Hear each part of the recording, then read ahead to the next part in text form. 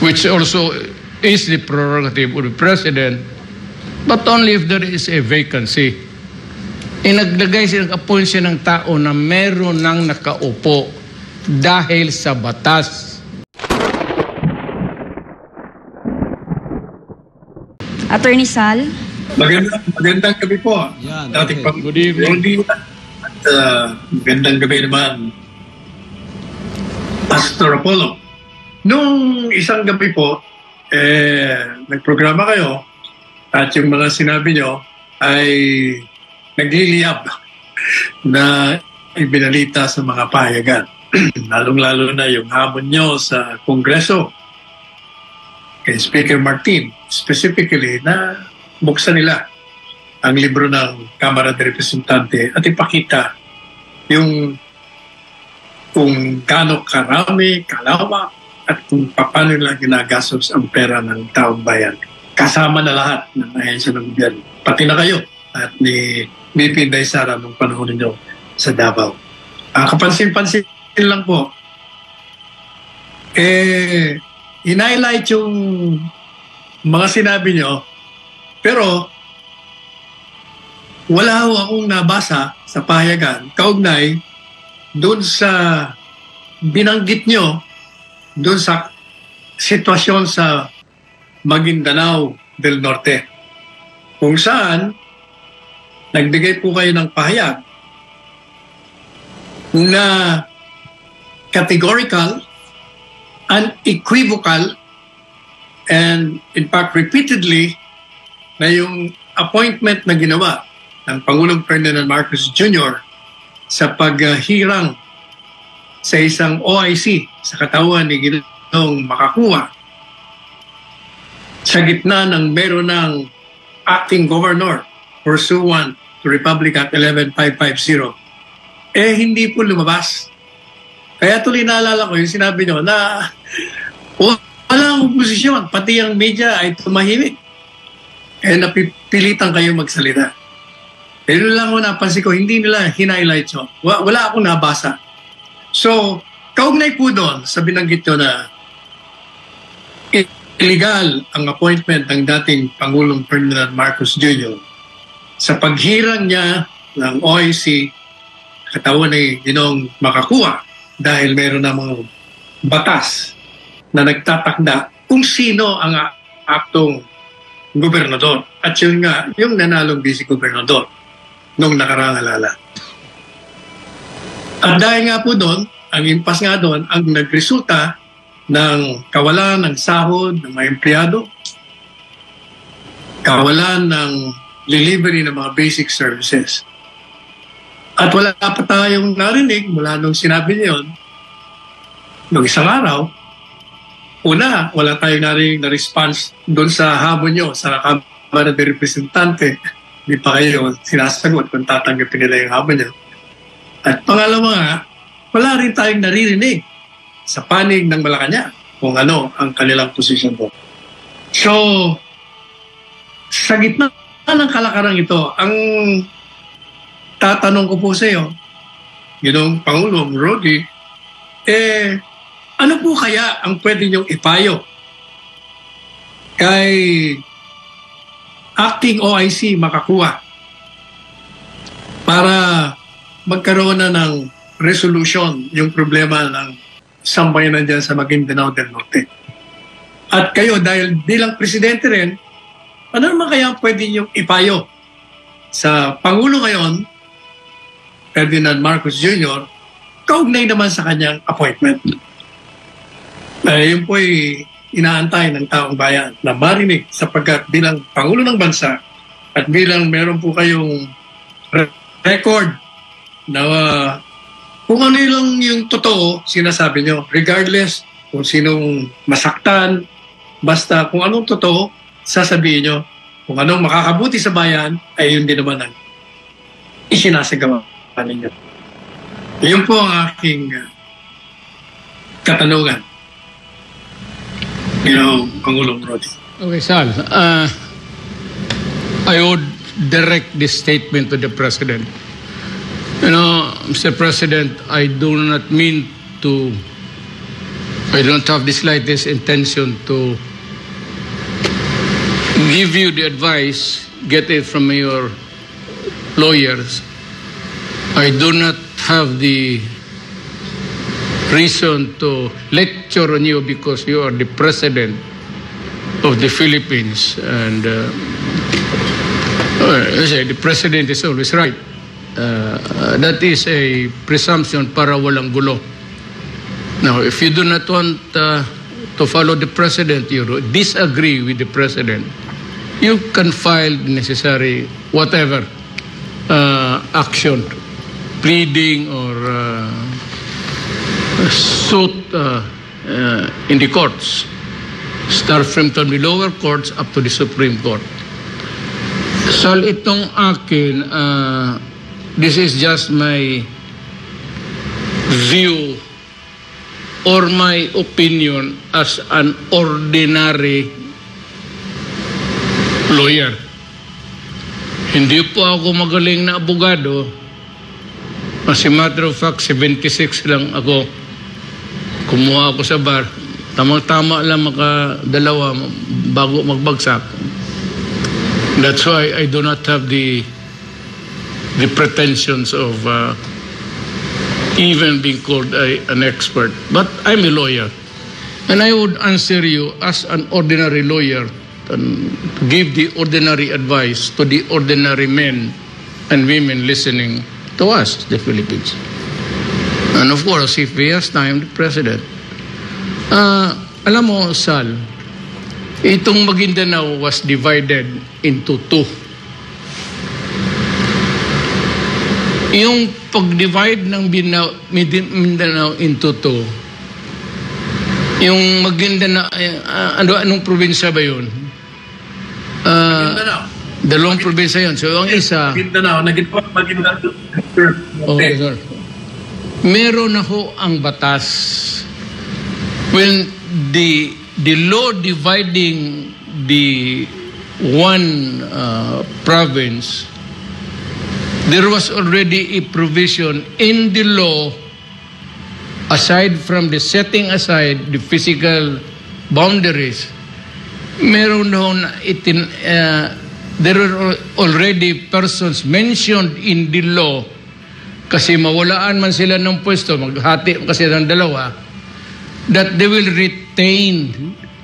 So, pinangalanan na yung tao kung sinong manatili sa pwesto ng governor para wala ng gulo kasi nandyan na sila eh. Tapos paghatiin mo, saan sila? So, ito yung mga tao which were already mentioned in the law itself, in the operative act of dividing Maguindanao. So here comes now Goro, a presidential appointment, which also is the prerogative of the president, but only if there is a vacancy. Naglagay siya, appoint siya ng tao na meron nang nakaupo dahil sa batas. Hindi sa appointment kung dating elected na. Kaya lang siya naliglay doon para malaman nila kung ano ang teritoryo na mapunta sila. So that's the point. Now, between a presidential appointment and a law, the law will always prevail. No amount of except yung mga proclamations na ganon, which is really vested in the president alone. Declaration of martial law, yung suspension of the habeas corpus, it belongs to the president alone, sabi ng Constitution. But the courts can review, can pass on a review sa mga batas, including the martial law proclamation. It's always subject to judicial review. So ngayon, kung tanungin mo kung who has the better right, para sa akin, yung mga tao that were mentioned in the law,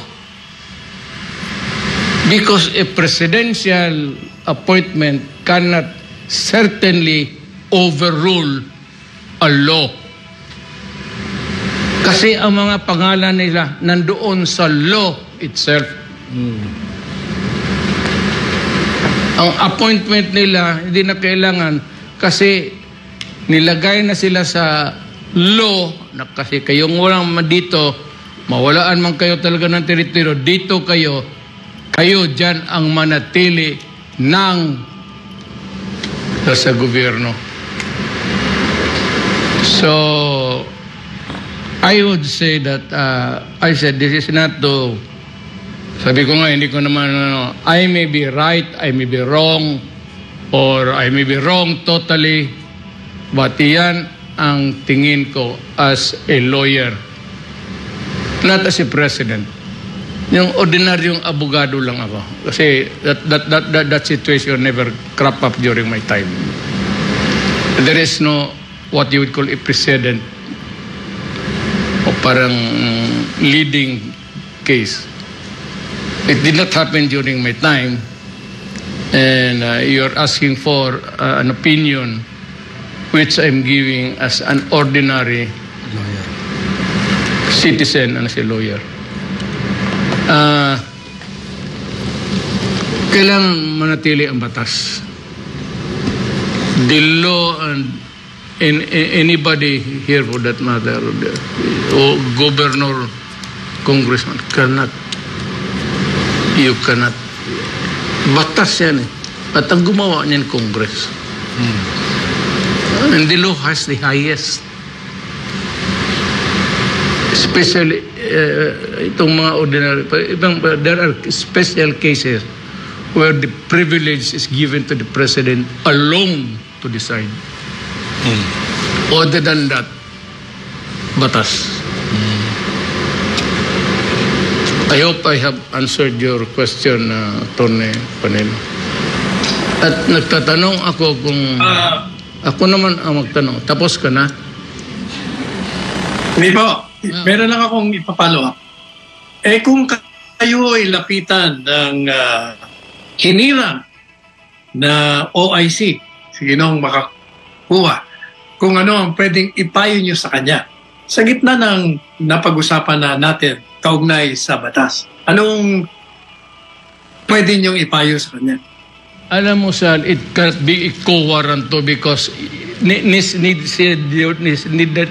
sa dalawang grupo hindi nakaupo eh. Apparently there is a stalemate. Walang nakaupo. Itong in-appoint ni Marcos hindi makaupo. Ito namang yung those who were there to stay because by operation of law. But nobody is giving them the importance because there is the presidential appointment. So apparently, ang taong bayan, ang ordinaryong assessor, treasurer, hindi malaman niya ngayon kung sino ang engineer, kung sino ang sundin niya. So, there's a stalemate. Ika nga. The better practice, it cannot be co-warrant because nobody's sitting. Yung itinakda ng batas na sila yung maging mga opisyal, hindi naman nakaupo.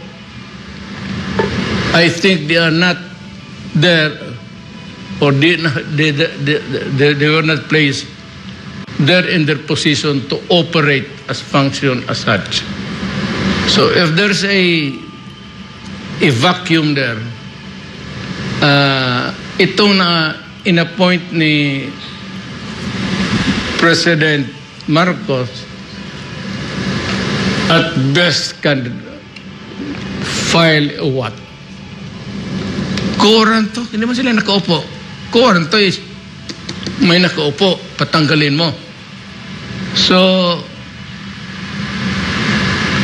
I don't think that there's even a kung pag a criminal o pa a prima facie case. So, ang dapat maka-file is itong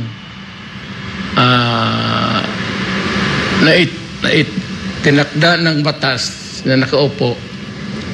They should file a petition for mandamus directed sa DILG to place them in the mandamus, mandatory. Invoking now the law that was passed where they got their positions by law. Actually, Ginoong Pangulo, both of them are operating as acting governor. In fact, both of them are meeting their staff. Talaga nag-ooperate sila as governor. Nagkakaroon ng mga memorandum addressed to the employees. Pareho sila nag-ooperate. Ang problema lang nag-ooperate sila pero walang lumalabas na pera. But they're functioning. Both of them are sitting as acting governors.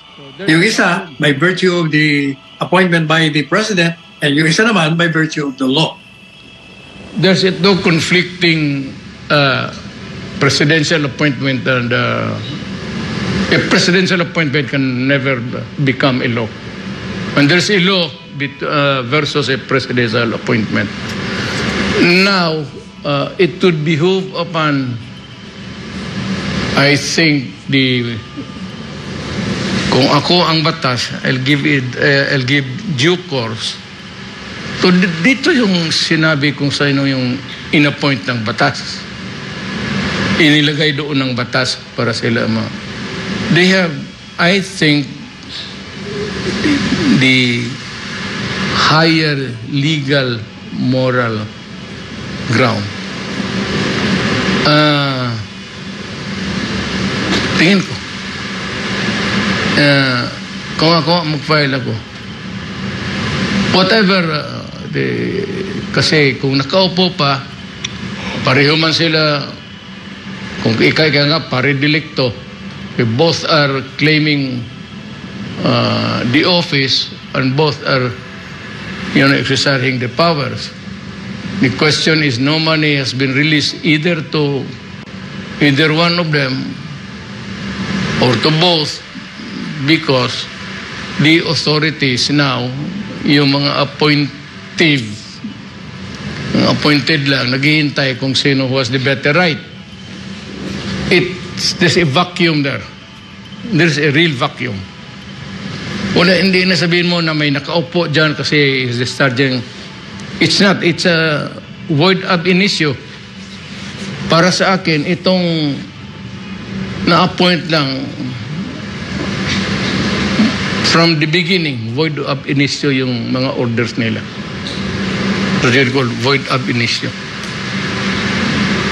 Ito namang isa, paningin ko,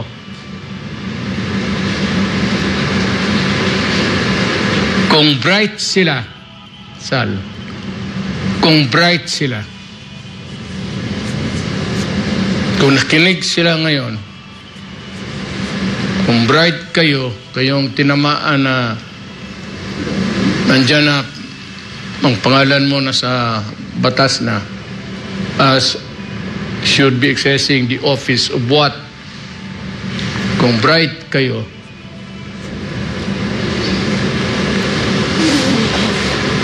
kunin ninyo si Panelo Abogado. Shoot kayo.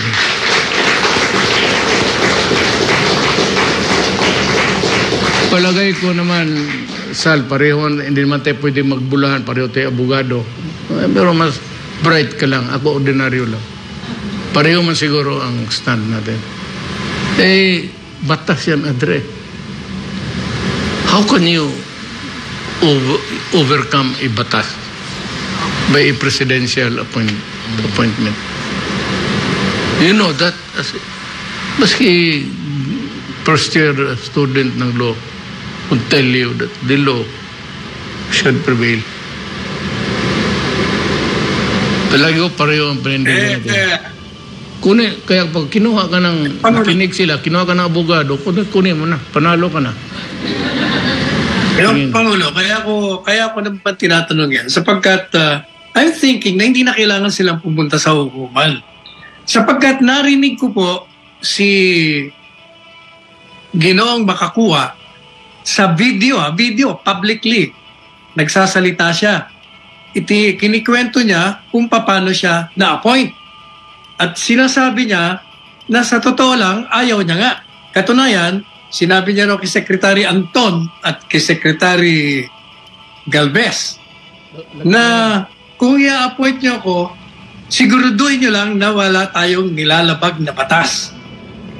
Kaya nung marinig ko yan na wala siyang nilalabag na batas at hindi siya papayag, since may desisyon ng Korte Suprema na nagsabi doon sa Mandamos case na valid ang assumption ni Acting Governor Sinsuat, I was thinking, following his logic and his public pronouncement na hindi siya papayag na siya ay lalabag sa batas, I was thinking na pwede naman siyang magboluntaryo na mag-step down para matapos na yung suliranin.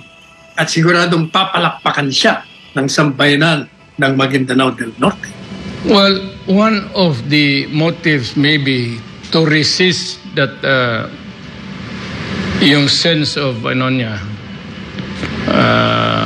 fairness niya, whatever, is baka ayaw niya mapahiya ang presidente. The better practice is just go to court.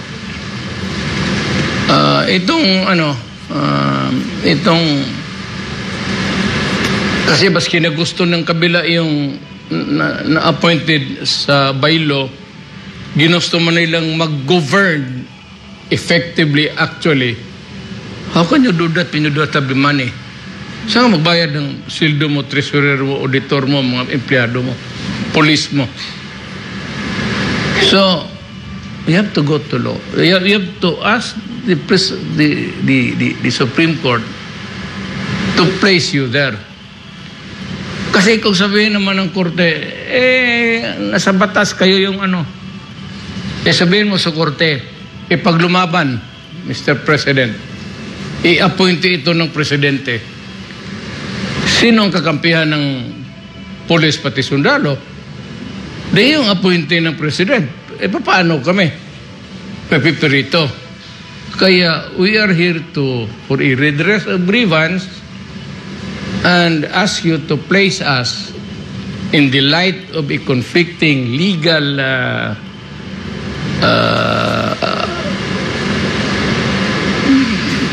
whatever law and a presidential appointment, hayatos, ilagay mo na lang kami sa pwesto para walang gulo.